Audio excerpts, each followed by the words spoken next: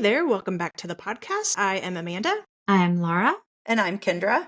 And today we are going to continue a little mini series that we're going to do based on the work by Terrence Real. This one specifically is a book club on his book, Us, Getting Past You and Me to Build a More Loving Relationship. And so this is where the goal is to be in your significant relationships an us rather than a you versus me. But if you have been in a significant relationship for any period of time, you've probably noticed that at times you versus me takes over. Maybe most of the time it takes over. And so how do you identify that? A good clue is when you're starting to feel triggered in your close relationship. Sometimes that indicates that your adaptive child is starting to take over. We did talk about this in the first episode on the series, which I think is number 104. You kind of feel taken over and reactive and wanting to push back.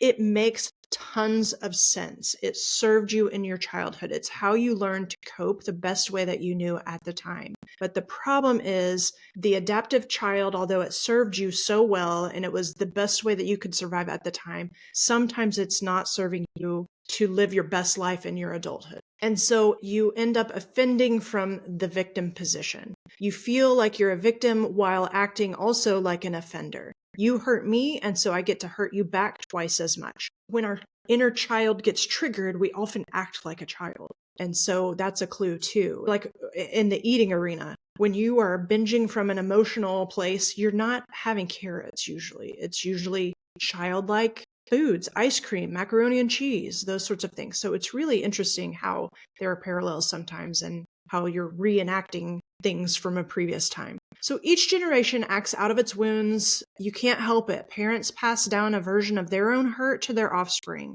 It's just what they know. And without work to learn a new way, which I don't think is very automatic to most of us, you do end up passing some of it to the next generation, hopefully a lesser version of it, but it makes sense. That was normal in your household. And so let's start thinking about what your reactive child might be. Where do you go when you're having an off day? This can give you a clue to what your reactive child is like or your dysfunctional state. Do you tend to withdraw? Do you tend to people please? Do you tend to complain or control or manipulate? And so then when you start to identify what your default position is, you can start to ask yourself 3 questions. Who did I see this from? Who did it to me? And who did I do it to and no one stopped me? And so I learned to perpetuate this behavior. Yeah, that part is interesting in that we can be falsely empowered by our parents and we can falsely empower our own kids when we say you're a good person or you're a good kid, even when they've done something that could have been hurtful. This happens a lot in sports and parents who are, trying to have tough kids and encourage them to be hard or mean or whatever they need to do. You're better than they are, blah, blah, blah. That's a false empowerment because the reality is we're all equal in value. And when we empower our kids or empower ourselves to think that we are better than other people, we think we're helping. It actually doesn't serve anyone. And in this book, Terry talks about relational trauma, and there's talk about big T trauma and little t trauma. And big T trauma can be different for everyone. It's the things that we think about, like abuse or substance abuse in the home, or somebody actually physically or emotionally harming us in a way that if you look at the adverse childhood events scale, that you could look down that thing, and that is all big trauma. Substance abuse in the home, sexual abuse, physical abuse, witnessing physical abuse, those kind of things. Little T trauma happens all the time. It's little things where we get our feelings hurt. It can happen every day of our life, and our parents could be good parents and have inflicted a lot of little T trauma without them even knowing it. And we likely do this to our own kids as well. So the reality is that this most vulnerable part of us, which Terry refers to as our inner child, is still needing nurturing and support. And the only person who can be there for that inner child consistently is us. And so whatever trauma that inner child experienced, whether it be big T or little t, we have to take responsibility for it and help that inner child heal from it. And it sometimes seems kind of weird talking about different people inside your own head, but as you open your mind to it and just try it, it actually is really, really powerful. So just suspend disbelief for a moment and imagine how we can use our adult selves to help that child heal. So how do we do that? We become aware of when that inner child shows up. And that's typically when we're triggered. Triggering is we're really upset about something, and sometimes out of proportion to what has happened. If there is something that happens that our brain thinks is similar to a previous trauma, our brain goes on high alert and goes into fight or flight, and our brains are do not get killed devices. It wants to keep bad things from happening to us. And so it's going to show up in a protective way. And usually it is an adaptive inner child who shows up. So whatever mechanism we used as a child to keep ourselves safe, that shows up when we're triggered. So it could be if we grew up knowing that we had to fight back, that can show up. If we grew up knowing we had to avoid and get away from whatever was going on, that can also show up. So just becoming aware of what happens to us when we feel super stressed like that. And then have some grace, like look at it in an objective way and realize that it makes sense. It made 100% sense when we were children to behave that way. It was really wise for our young selves to have protective mechanisms so that we could minimize whatever hurt was happening to us. However, when it shows up in adult relationships, it can be damaging and keep us from what we really want in terms of we really want loving, connected relationships where we feel safe. But when that adaptive child shows up, it can thwart that. What we can do is tell that child that we'll take care of you. We will take care of them and protect them and forgive them for whatever harm they cause and ask them what they need in that moment. What can the wise adult version of ourselves do to help that inner child feel better? And so Terry teaches that real maturity comes when we tend to our inner children ourselves and don't inflict them on our partners to care for. So we're able to help them manage in a way so they don't have to show up. And I know, like, again, this sounds weird talking about different parts of our psyche this way, but try it. It really, it's fascinating how accurate he is in approaching it this way. And many therapists work with that inner, most vulnerable part. In internal family systems, they call it the exile, and then they have protectors. So similar concept. Terry also talks about something called the trauma grid and very similarly, the relationship grid. Each kind of psychological trauma causes its own predictable type of damage and its own particular adaptation. So if you can imagine a vertical, like this is like a cross situation where you have a vertical self-esteem and the horizontal line is boundaries. And so when you have, in health is in the center. That's when we feel safe. We are coming to other people in our lives as equals and we're functioning well. When we go up on that vertical line, and if we were falsely empowered as children, we may have self-esteem that is unrealistically high or inappropriately high, and we go one up and kind of look down on our partner when we're triggered. And this may show up as being judgmental, or if we are one up and to the left, or if we were falsely empowered and abandoned, then in that left upper corner, we may be avoidant. We may be judgmental. We may look down on our partner and feel like we need to move away from them and avoid them. If that was what our adaptive child did, that is what we may do. If we go one up and move to the right, this is boundaryless. And that can look like us trying to control people or being demanding or feeling like people owe us things and trying to extract things from our partner rather than just coming to them as the same as person and making requests.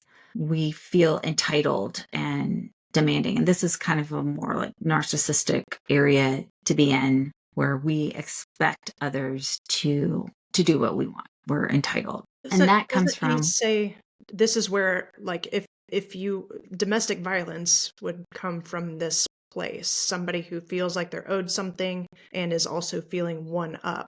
yes, absolutely. So That's someone is boundaries. Yeah, no boundaries right. here. No So it's very boundaries. intrusive. Right, right. And that came from being intruded upon themselves and falsely empowered. A lot of times, men and women can do this, but if a man grew up in a home where he saw his father abuse his mother, he may have hated him in that moment, but also he is still likely to repeat that behavior because he was falsely empowered and was taught boundaryless behavior. So it's really fascinating how these early experiences affect how we show up. Then you have in the left lower corner, which is where down that axis, down that y-axis or that vertical line, you have disempowerment, and to the left is abandonment. So if you felt disempowered and abandoned, you will show up as someone who is very avoidant, strong boundaries, too strong, kind of like that toxic independence that we've talked about in previous podcasts, where we really just don't want to have anything to do with what's going on with other people. Oftentimes we can get depressed in this quadrant and feel kind of resigned to, like, this relationship is crap and there's nothing I can do about it. On that right lower quadrant, we have, to the right is intrusion and below is disempowerment. So if you felt intruded upon and felt disempowered, this is like the traditional codependent situation where your self-esteem is really low. You feel desperate to be loved. Terry calls this love addict. And you manipulate to try to get love. That boundaryless and one up and boundaryless one down often are paired together, where that person who's one down is trying to craft an environment that will soothe the emotions of the one up person and make them love them. And anyway, it's a very, very fascinating scenario. And there's a whole spectrum of ways we can show up in all these different quadrants. We may show up a little bit boundaryless and one up, or a little bit walled off and one up, or there can be extremes, as like the abuser. If we're yelling at our kids a lot, we may be boundaryless and one up. That's just something to notice. If, we don't have to be like beating them to be boundaryless and one up. If we are just like passive aggressive and looking down our nose at other people's strong emotion, we may be walled off and one up and avoidant. And so the healthy place to be is to be able to be in relationship to other people in a same as situation where we don't think we're better than them. We don't think we're less than them. We honor their experience. We honor our own experience. And we're all trying to grow and be better together. So it's a fascinating way to look at relationships and see how our trauma showed up, like how whatever kind of trauma we had shows up in our current relationships. So like for me personally, I switch between left upper and left lower quadrant when I'm not in health. I'll either be in left upper quadrant, super judgy and be like, how can you be like that? The way you're doing this is wrong. You just don't know as much as I do. Although, like, I wouldn't say that. That's really what's going on. And then when sometimes I'll go left lower where I'm like, I give up. I'm like, I can't, like, I just don't feel like I can do that. And interestingly, like some of this shows up actually in our relationship to our careers too. If you look at it, it's kind of interesting because sometimes like that dog on the shock plate is down. That's left lower quadrant where you just give up. You don't care. You feel like there's nothing really you can do to improve your situation. So it's just very interesting to see. We all do this. We all go one up. We all go one down. Sometimes in the same conversation or same argument with someone, we can be going one up and one down. We can even be in all four of these quadrants at any given time. So it's not like I'm always going to be in that left lower quadrant or I'm always going to be in the left upper quadrant. It can change. And becoming aware of our own tendencies will help us to stay more in the center and avoid these maladaptive ways of relating. Because obviously, when I'm one up and judgy, guess what? Whoever is in relationship to me at that moment is not going to feel great. There's not going to be a connection. Just like when somebody is boundaryless around me, I'm going to naturally go back down to left lower or left upper and just wall off. So the idea is that our relationships are this environment between people. Most commonly he's talking about intimate relationships, but it can be with any relationship. There's an ecosystem between us, and we're each in charge of taking care of it and helping it to be healthy. And we do that by staying in that center of health and coming to each other as same as. And when he talks about grandiosity, and we think about grandiosity as like, or I have often thought of it as like a narcissist, or, there's several famous narcissists out in the world right now of people talking about how great they are. No, when we actually, anytime we go one up and we think that we know better than other people or that their way of doing things is inferior, we're being grandiose. So it's just interesting. Sometimes what feels natural is actually maladaptive, and we can't change it and become the healthiest version of ourselves unless we're aware of it. So check out this grid. We'll put a link to it in the show notes so that you can kind of ponder it. It really does take, and it does sometimes take working with a coach or therapist to be able to see where you yourself go one up or one down, or go boundaryless or walled off. We might not always see it in ourselves because it just feels like, what? No, I'm living life. This is just who I am. And actually, it might not just be who you are. It might be trauma responses. Another thing I would add in this podcast and in the last podcast too, we've kind of talked about you pick up things in your childhood because caregivers weren't an emotional match with you, blah, blah, blah. I want to just relieve everyone, especially parents that are conscientious parents. No one's had a perfect parent. It's okay. It is not a prerequisite for being a healthy adult. And it's also another reason to get really good at repairs because you are going to screw it up. There's no choice.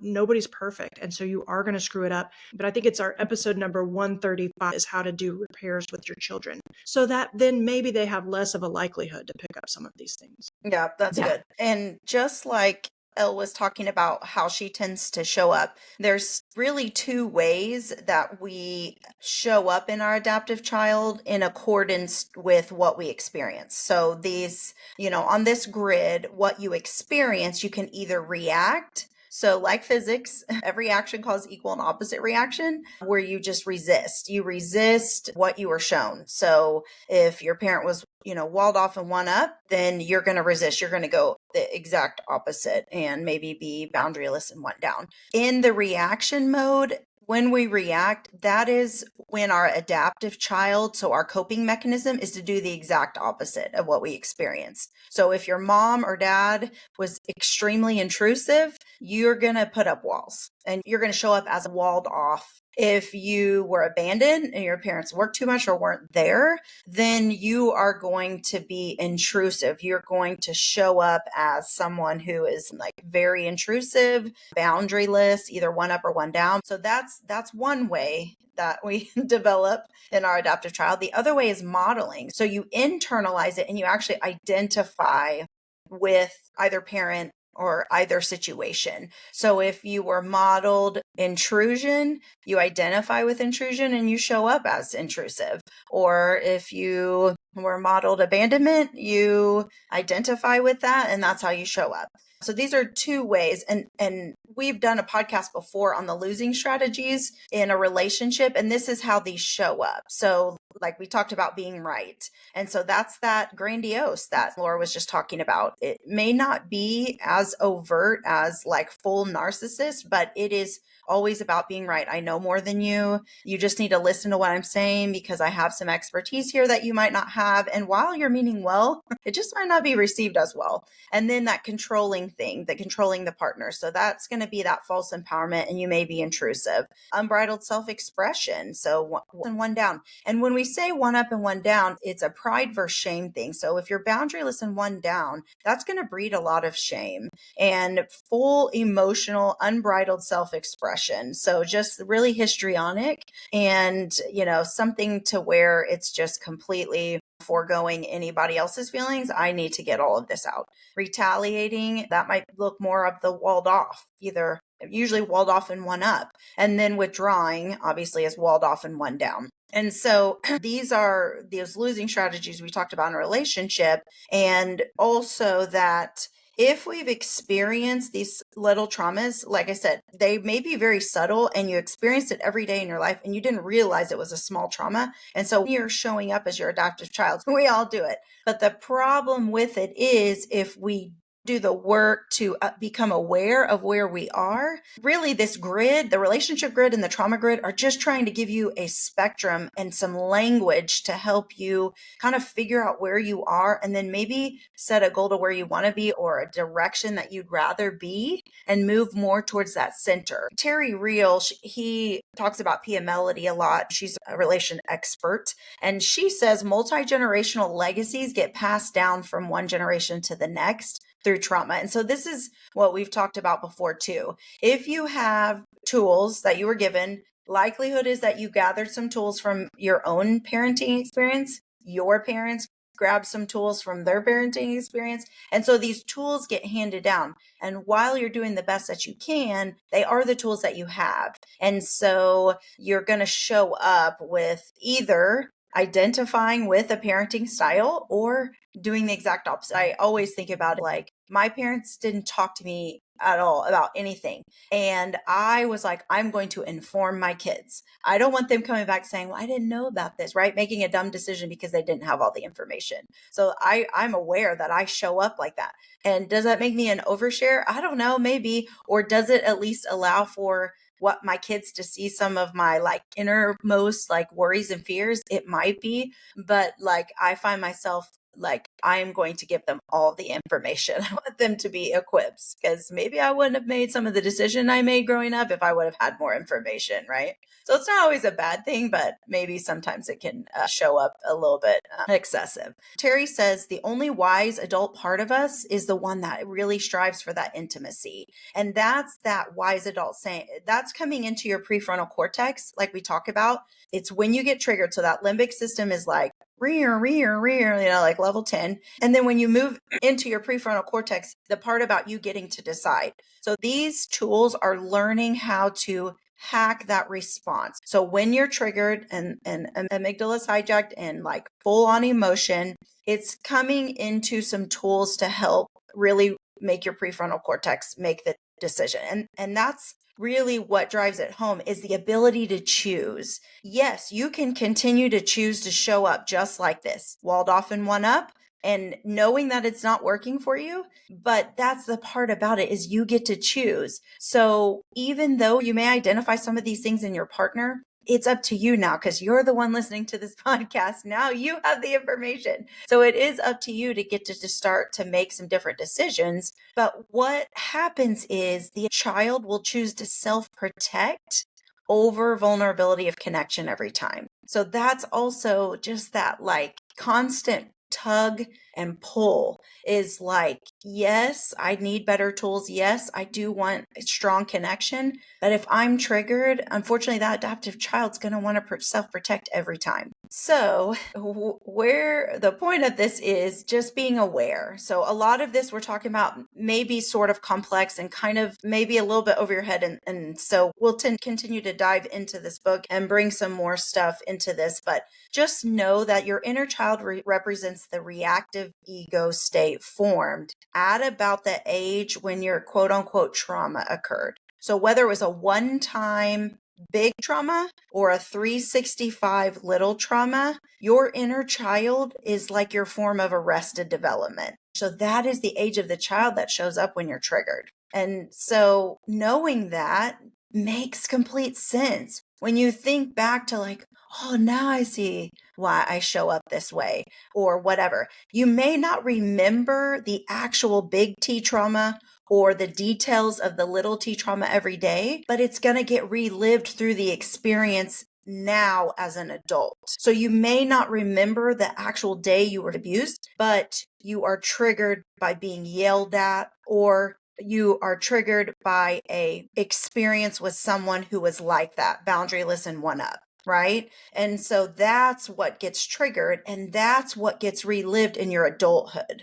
And so that's kind of what the difference between going to therapy and coaching. Like, therapy is going to help you remember where that was and help you work through that trauma response. And, in coaching, we're going to bring the tools after you've gotten through all that. Coaching will meet you where you're at and say, like, okay, where do you want to be? How do you want to move towards that center, that state of health? And let's keep you moving forward. Another thing is society, unfortunately, does not support our wise adult. It actually supports our adaptive child, which moves us away from intimacy. And we've said this in multiple podcasts. Western society by default has adopted an individualistic bias, so away from relationship. And what we want is to move into connection and community. Why? Because it beats back loneliness. It actually prolongs your life, right? It increases longevity. It decreases stress. It helps you sleep better. You make better choices. Like, there are so many things, but we're going counterculture. And so that is going to take some work and intentionality, because everything we're getting fed is individualistic bias. And so it's just going to take some intentionality and a little bit of work. But once you become aware, man, that threshold really lowers and you really start to recognize it. It does get easier. You have to be intentional. You have to remind yourself, but it does get easier. It really is about just first steps, recognizing where, okay, yeah, it was actually a bunch of little T trauma. And actually, I didn't even get out of middle school before I basically developed my inner child and my adaptive child. And just even that awareness really does allow you to understand more. We hope that you've gained at least one or two things in this podcast today. And if you have, tell us about it. We'd love for you to email us at podcast@thewholephysician.com and tell us about it. Let us know. And we love to share experiences, and we love to hear what you guys are going through. And it may even lead to future podcast episodes. Also, if this has helped, don't forget to leave us a review. We want 5 stars, and jot down a sentence or two, because it does help other doctors find us and it moves us up on the list. Another thing is our new free video, How to Crush Physician Burnout for Good Without Cutting Back Hours, Quitting Medicine, or Sucking Up in Silence. Scroll down in the show notes and click the link to check it out today. Until next time, you are whole, you are a gift to medicine, and the work you do matters.